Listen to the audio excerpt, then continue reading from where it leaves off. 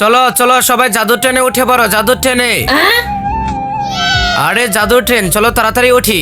শোনো, এইটাতে ওঠার আগে তোমরা ভালো করে ভেবে নাও। ধুর ভাইয়া, কি ভাববো, আজ তো আমরা এটাতেই উঠবো। হ্যাঁ হ্যাঁ, চলো তাড়াতাড়ি উঠে পড়ি।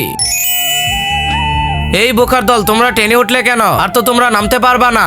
আরে এটা কি বলো, এই ট্রেনে যেই উঠে সে নামতে পারে না। দূর, ও পাগল, উল্টা পাল্টা বলে। আরে মিয়া, তুমি ট্রেন চালাও। হ্যাঁ হ্যাঁ ঠিক আছে, আমি এখনই চালাচ্ছি।